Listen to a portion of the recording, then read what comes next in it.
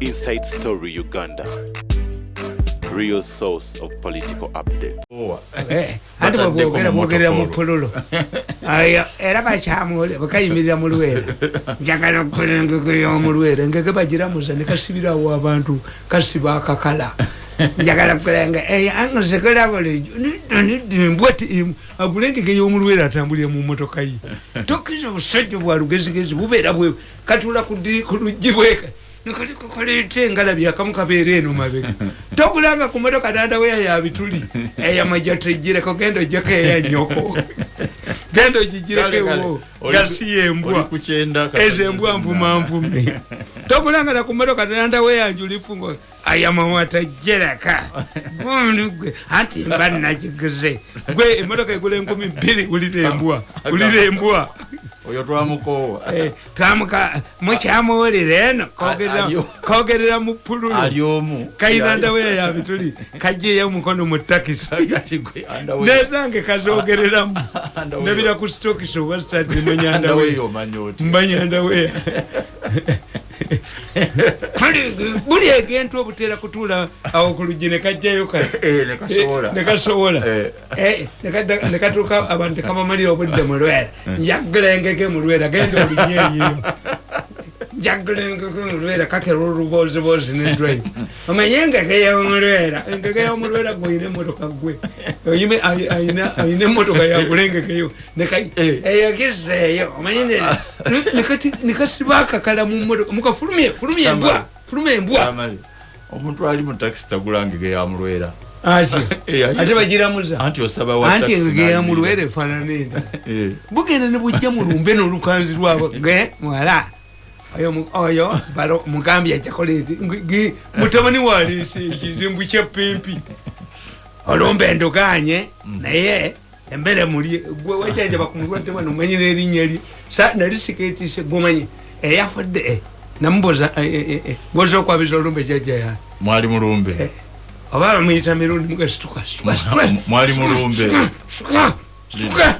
nindo kuyisa munsi siraka nenje kumakono omuliro mwali mulumbe wamwe bukwate olumbe nikoli ngalo bikati babugulide pichipichi rukanzu pichipichi kujoga abantu obo obusajja bugenda bufuge family mutani wako tayina kyalese mwe balamwe babamwe bayina okuleta wanente gendo ogisabe mutabani wejiteke wo olunga muli mulumbe bufuge olumbe waliwo zinatambula mutambula kagira nikagamba abasajja mulumbe kaga omusajja mbu fukabira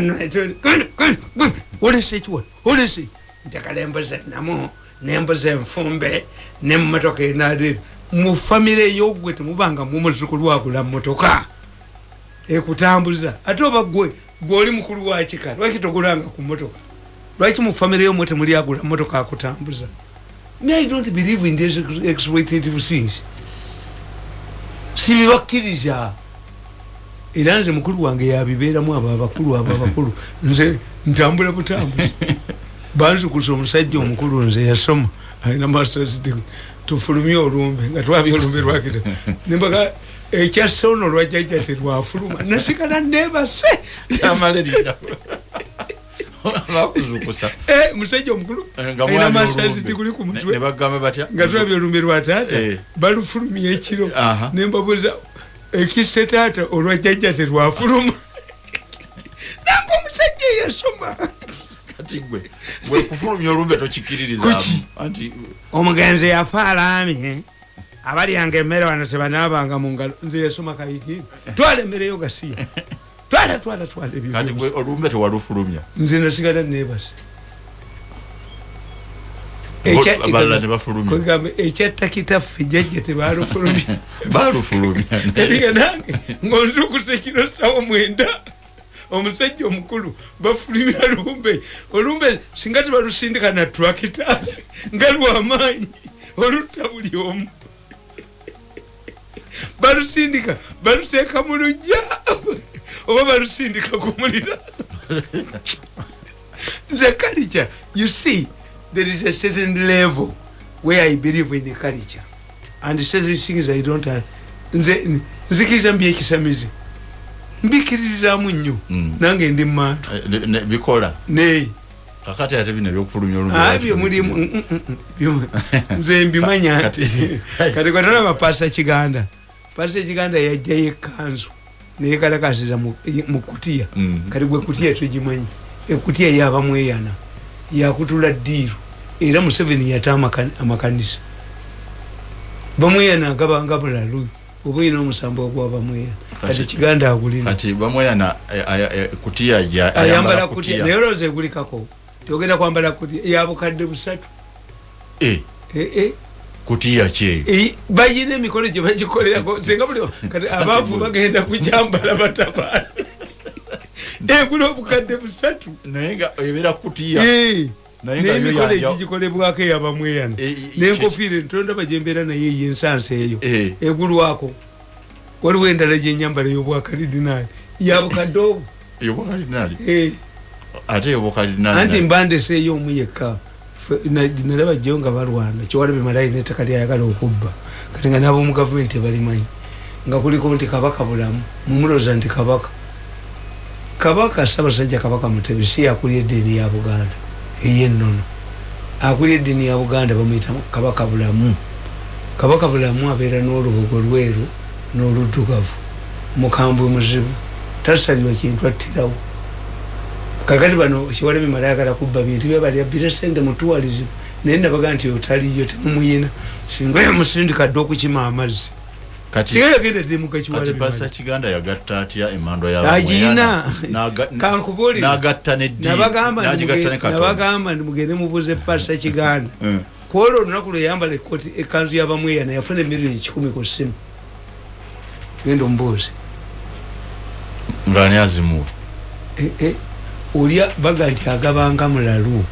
kati nze buli wembeera abalalu bajja nimba wasente buli wembeera nze nyinza ogenda ebutabika ne bagamba muggulewo abalalu ne bankubira saluti nenfuluma nabo nga balamu naye oli bamweyana alina kyababanja kati nawe olina amanda yabamweyana wano waliwo omuntu ategera ebintu ebyo jamubuuza tebayina boogera ku rediyo bayina ki kati nenkofiira yange eyo uyina okubanga aliokoze ebyamagero 10 bagikuwe ey'omukeeka saaleetako omubbi wano w'emmotoka ng'ebyamagero wabikolerawo tewalabako omubbi w'emmotoka gwendeese wano lebagula emmotoka ebbiri gwe najja Kenya n'enjuki mu nnyindo yansanga wano mmotoka bansanga wano kati ebyamagero ani baffe nga boolaba abajulizi nti ani bangobya kati ani agikuwa ng'okoze ebyamagero ebyo ali asalawo nti Tamale yagikwana tuzijja Bukerewe wali ogezeka Bukerewe kiri mu Tanzania ku kizinga Abaganda bagendayo kusoloza omusolo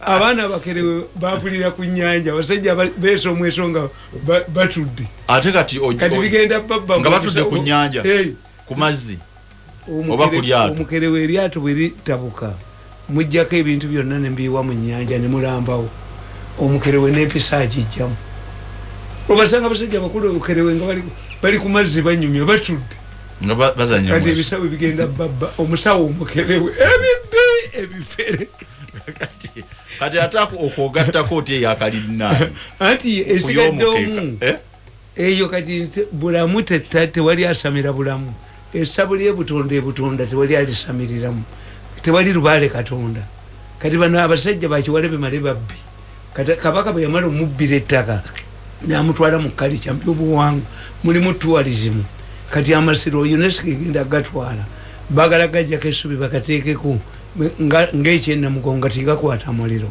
is an international heritage bwogalumba UN yeyingirawo nekuteekako sanctions n'okuziika mujja kumalanga genda Bufalansa UNESCO ebakkiriza okuziikamu kakati ebyo bijjawo bakyogere UNESCO teyagatute ate luli gabadde era ne luli gabadde mu gundi ya UNESCO olw'okubanga anti nkubuulidde mwekwe ebbanda kyoba olumu nze ndowoozamu nti omprovokingako. Why don't you allow these people to come and clarify? Why do you defend them? I'm not defending them. Yes, njagala clarification nti they are officially recognized as international heritage, which means they are not controlled here. muyinza n'okulaba omufalansa bonjour monsieur ng'ali mu masiro kuba bo balya ssente tebaboogerako. I don't gundi nti international heritage naye gwe omanyi lwaki obusamize bulemeddewo. Abazungu bagenda okujjano ng'obusamize eddiini ya Buganda ey'ennono. How have they survived? Essabo ly'abantu, essabo, ekkanisa y'abalokole n'omuzikiti, administration efaanagana y'abantu. Tuyinza okusanga kati omuzikiti gwe Wandegeya nga batabani ba Kasule bakyagulimu, n'ekkanisa eyayiga eyafa mutabani we yagirimu. Essabo liba lyange si lya Kabaka. Era Kyewaleme Male ayinza okujja mu lyange eryamu ebigo mwenda anti liba liryo naye kiba kya buwangwa, anti takifuga aguliramu ki. Adama ne mu famire mwennyini gwe bitakutta byakazaaki. Kati this where you lose. This is tourism, but under me. The Kabaka does not control individual valley. Ate bwetuuka mu gundi naye ate Kabaka naye ayita abasamize ne bamubuulira but diviners. Naye ng'ebyalubale byonna bya buwangwa. Naye si bibye. Era si bibye. Is it? Do you believe that all universities are under, they belong to government? No. Not all universities belong to government. Ye kulire byenjigiriza. Naye bwesalawo okujja essomero liggala oliggala oŋŋaana. Do you see me? Yes. Bobo olekera business yo watandika. Obo oyimiriza business yo watandika. Yes. Nga tewaliwo kyekikosezza kyonna. Tewali ajja kugamba. Abaana bagenda okuddayo ku ssomero ng'essomo lyafuuka kirala. Is there a law? Kanabo ng'ebintu ebimumanyi. Ab'emmengo babibbiramu. Kyewaleme Male mwe mulowooza nti Kabaka, no. They are too separate. Nti omubaka wa Papa ajja n'alangirira kalidinaali ebide ne bivuga. Bamala kubuuza Museveni. Eri ddiini ndala n'administration endala. In fact, I'm going to write about it. Kubanze mu butabo bwange buno mbawandiikira nnyo. Ndawandiisa akatabo kano. The judge, when the judge becomes a chief. Nimbaga nti Museveni kuttakatakania bwereere. It is not Mairo land. Even his land at Namanve, gye yateekawo yakolawo gone industrial parks 20. Is it properly administered? Eri ennyini by investors tebali bamma nga balituddeko. Which means it is not Mairo land. Eryo litegedde nti is not Mairo land. Is not, the issue is law. Nti abalamuzi sinateekawo eriri malicious destruction of property. Naye Museveni agenda n'adirectinga ekintu ku Mairo land. The president waliwo omusajja namututegula emisinde. Ettaka lya Museveni okimanyi nti bali kubaka ebyapa ne balitunda ery'ekisozi. N'ate ne bakwata omusajja ne bamusiba emyaka 2 ng'ate ye si yabbye Museveni be bamubbye ne bamuwa akawumbi ka ssente agaane. I chased him away. Why? He was pressurizing me. Yalese ebyapa bye ne mugamba kambitwale wa Mayanja abikoleko. Nenkeera n'akomawo ne mugirayo effumu. Why don't you? Nga ne Katonda yakola entu bannange enkooya abantu. Everybody is disparate way.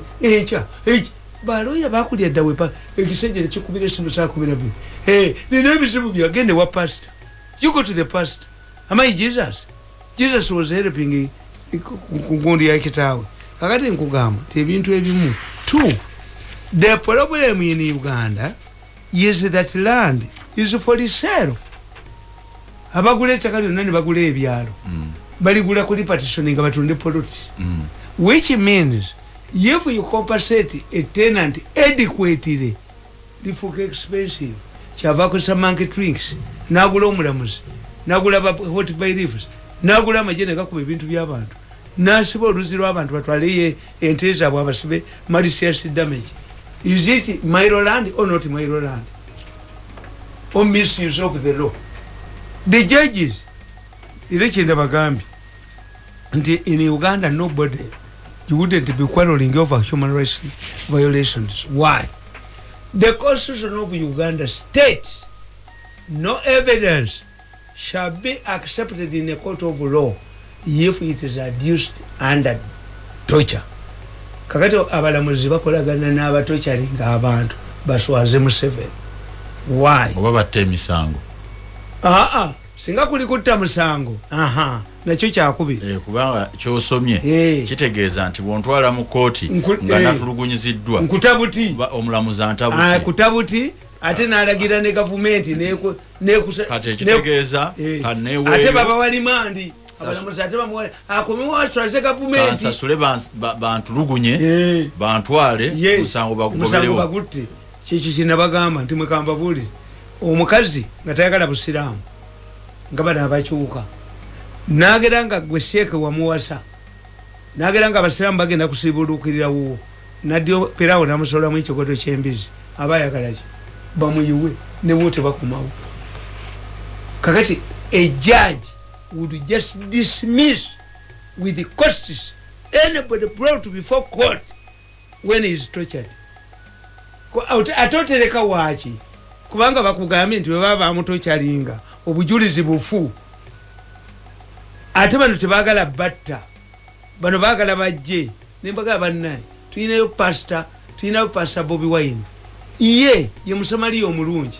abatochalingiddwa bonna yasooka obbalaba si bakyalo nalyoka abateeka katanda n'abatwaliwe n'abasabira ne batambula enkero basanga balabu gwe batwalidde ku kalago ewa Bobi Wine bw'ava ewa Bobi Wine alaga mu ddwaliro alagabwa ekitegeeza abasabira nga kayanja naye bakubye gavumenti eno nebagikuba ne bakibuuza omanyi tukiyita media psychological warfare kasa gavumenti bagikuba bwe bati ne bagizunza netategeera tikati bakuba muhoozi omumalawo era mpandisa akatabo kange olwali mbadde nkamaliriza nga ŋŋamba kandi muhoozi weri muhoozi bimuhoozi kubanga my argument yes ffe mu Baganda tosobola kubeera na kigongo watali balongo kigongo yasookawo kakati Museveni agamba nti muhoozi kitegeeza aliwolera eggwanga nefe Abaganda baga nti balimpolera nga gwe wafadda osooka kwerwanako Abaganda bagamba balimpolera nga gwe wakolaki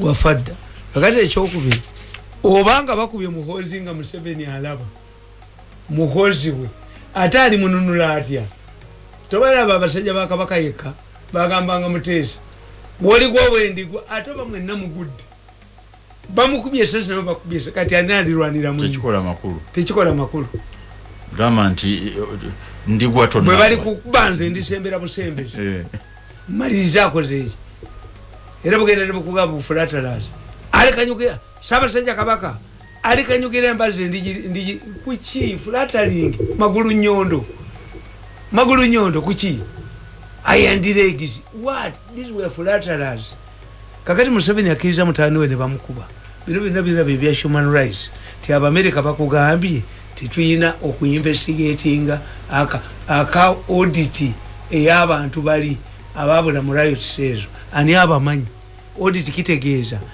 tuyina expenditure ne sente ze wafuna ye audit kakati who registered abantu abo kola olunaku ani abalina teri ate nalweso ne bamugamba yavaayo n'ayogera naga nti omanyi abo ffe tubalina nalweso tuku responsibility era fayiro ye yaguddwawo mwesisi baboogeza ebintu tikana akavubuka ne kagenda kalaba ng'afende muhoozi naye ali mu laifu ye ne kamukubira tamaamu ne baga nti abeera atamidde kati gwe bwejja wange ku makya wange nga ndi mu kkanisa yange omanyi engoye ze mba nyambadde mu kanisa yo ne kkanisa mwenkeera era olwaliro nvuddewo essaawa 6 kanisa kikaaki ate kanisa kitegeeza katonda mwabeera kati olwaliro nvuddewo essaawa 6 mbadde n'emikolo gyenkola yabakristaayo yabakatuliki kuba nkumanyi ng'omukatuliki oba nze ddiini nsoma ya movement zonna mwezi nabagamba nti mwerimba singa bagamba Faaza naga nti bannange abasajja mwenna mujjeko essaati atalina musala afuluma ekereziya abasigalemu n'abafuluma bali bame singa Faaza ajja okusoma sapule naga tukebereko mitanda munda amaka mutali bigali ameka singa faza ajja okubatiza abaana n'abagandi bana abaana mujje munnappe omutalizizi sijja omulizizi sijja avaawo tabatizizza ze ngamba bangi bangi abalina ebigali mu bitanda abantu basoma eddiini anti african gods afato tuyinza okuyisa omuyiro gw'omwenge abaganda bagamba teekako eminwe n'egyabalongo bw'otegiteekako kati lwaki ofiirwa embidde 40 olw'eminwe lwaki gwe obeera mu nsi nga toyina nsawo ya lubaale mu nju kubanga sente ozeewolamu tezikulangege tezikula naye at least you have a bank in your home kiki gwonoonya sente kwatalina nsawo oliyo ate nabagamba nti babalimba ogwo omuti gwe batemye nabukalu tagulwa naye yakkiriza atya ne bamutema ate negundi yakkiriza bujagali bagamba nti bujagali aganye era kyekimu kyebuuza ne ku bujagali kyenkubuuza abasabbeeyi abasooka okupima ng'omuti mweguli nga tebaafa wawulirayo ayomba ebyo babizanya Katumba wamala kuba muganda munnaabwe omusese tewali miliyoni omusawo omuganda takozesa sente mutwalo kati ewaffe waliyo enze manye 3,000 enkumi ezi 3,000 musawo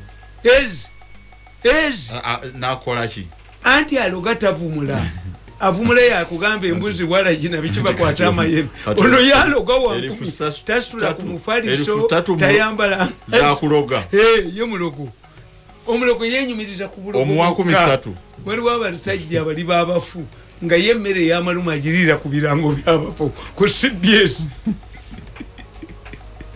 senkubuulira omulogo bino bemulaba mbuzi basawo baganda basaba sente kankubuulire mu ebigali by'abaganda mulimu ennusu 1,000 olwo lwe bakkiriza 2,000 tebazikkiriza 5,000 tebagikkiriza 2 tebagikkiriza lwaki nene byebigali tebyagala nene nkubuulidde ebyo byamu byakubbangana nabukalu w'emiliyoni 5 taliyo bapima tebamulaba naye ne kooti yamugaana neŋŋamba nti kooti ejja kuvaako akasolya kooti yamugaana neŋŋamba kooti eno teveeko akasolya enkya nabagamba nti President Museveni ekintu kyayina is a statesman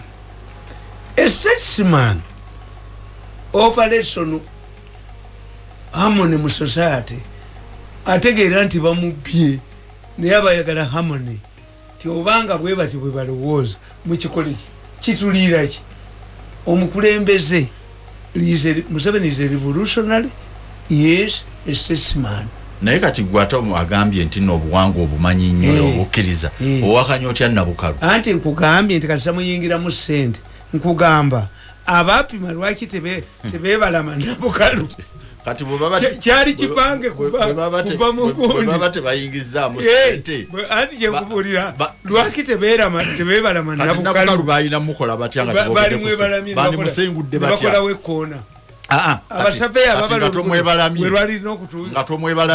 bajja naye ng'omusengula era mugenda kulaba emiti mingi nnyo egya nabukalu because they know you are Baganda Katumba amalayize muganda abikiririzamu biwa omusalafu nga minisita wa waakisi musalafu agenda nawo ne bakusala omutabuliki bakusala n'okukusala nga wa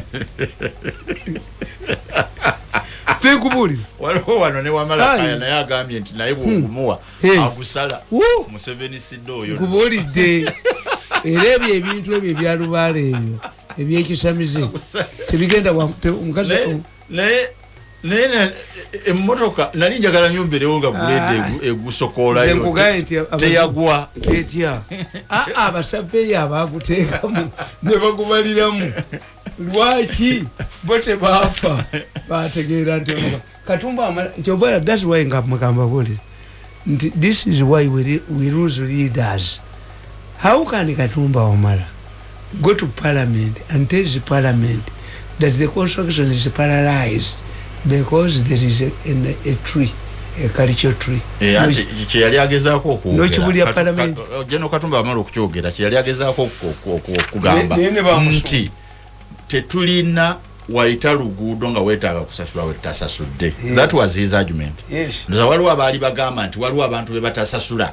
N'abagamba naye atolaba n'omuti muti buti tukyali mu negotiations. Ati kakati kambabuulire nti nina ebintu bye mbagamba nti mmwe bwe kibanga omuti mugusasula kati wanaabaawo omuti pipeline y'amafuta weeyita nabagamba nti you will start paying it Tanzania for that pipeline nga temuyina nze kyennebuuza ekikulu kiri nti kati tujja kuddamu tufuna omuti ogwo bwe babawa ssente ezo muddamu ne mugufuna awalala ebintu byekika kubanga obuwangwa nze ndooza bwe butobadde nti omuti guno tugugjeewo tulina we tuguzza ate gwe Katonda bw'ofiira omwana w'emyaka 10 gwozaala abawa 11 oddeyo mu tebagenda kusimba omulala anti ne mu budget nalabamu mayumba kuzimba mayumba salabamu mu kusimba muti 5 million nze mu budget bali bawadde ye million ndibala asaba 5 million baloko leaders bani bonna kadubala alina kusaba 13 kyovola bantu nze mbabuulira ne mbagamba nti eggwanga lyaffe liyinza okubeera the sick man of Europe of East Africa lwali badenda ba Rwanda igenda kukola the most modern international airport ngoli awandika ku Rwanda yawandika ku bulungi why nabaga nti buli muntu bwabeera mu kintu noga nti omwana yaliko obona akola mu dduuka ali bwakola ejiri ba better. NOP is a better DP. RPF is a better NRM. Bayigira ku nsobi za wano. Bakagame bayigira ku nsobi za wano. This is why people admire Rwanda. Bayigira ku nsobi za wano. Nti ffe president yasooka okugwera ebya bottlenecks, economic bottlenecks. Naye standard age leero mu Uganda tebakolangamu na 14 age. Terimu kati Katumba amala asasula busaabala Mengo naye omusajja yajja wano omuyindi nga we Mombasa n'agamba Museveni ngenda kukolera inland port ya Malaba ng'ebintu bwe bijja byonna mbigende biteekano kuba Abasudani baatwala emmotoka zaffe omusajja eyina ekyapa bamulumba ekiro n'omusongamu emundu ne bakimugjamu ne bagamba omusajja oli bw'olinnyangako mu Uganda otubuuliranga. The man invited me to Mombasa. Nangambe wamwe sikyadda bansaba $5 million kati muzimbandala. Nemba gamba ndikakati nawulidde oyo minisita Kasajja ngakanti tugenda kulima ebinazi. How are you going to be to have plantations? I wrote about webinazi. Bidiko si company ya Malaysia ya Nicholas Biwott ya Kenya. Ebinazi byonna bimulima biraga Kenya. Era waliwo endagaano banaye mu kiwanyi. Endagaano ekugamba tewaliiwo lyato mu Uganda litika kilo 10 that will be allowed to dock at Bugala Island okulya ebinazi. Eryato terikirizibwako. Government signed. Waliwo company bagita Kiss. Kiss can deny a Ugandan access to Sese for 45 years. By endagaano government ya Uganda yagikola. Where do you find a Mary knocking as in the was? Uganda Lake Victoria mulimu Mary's tan zeto mera nezigwa nena katezivanga president yazuwa omusajja kati yafana okufa mu lowooza nibo omwandikire baluwa ne bamugamba we have received the letter from His Excellency the President directing us to allow you to retrieve the second vessels. We have allowed you on the following conditions. 1, if any of the sunken vessels is damaged, you are liable. 2, if retrieving them does not mean that you will take them for charity, according to charity. naye nekyoku damaginga kubanga already emeri yafuna akabenje era bazidusa ziri damage bazidusa ne bazijja mu Ministry ya Works ne bazitwala mu finance. Toiza government zibadde damage dinga bazijjamu kuba already zafuna akabenje ziri wansi nti omwana wo omulambo gw'omwana wo bwe ngukujjirayo nga gubuze naye omukono ne gutajja ojja kusasula. You are stupid. Omuntu ajja kufuga eggwanga lino Museveni yeewuunye. Omuntu alifuga eggwanga lino ajja fugira emyaka egi Museveni adduke nabagandi Museveni ayina ebintu ejja okutegeera nga awummudde nga bamwogwerere nga agandi nti eyo si Uganda gye boogerako. Why? They have the media. They have the media. Media bagiina tikakati gwe banda oyinza okwogera n'ogamba nti ekifo kyonna omuntu bwakivaamu kidde ewaffe. Can it work? Before Lanya, who was the Speaker of Parliament? If the Basoga had also asserted tikina kudda waffe nti ono bw'aba avuddeko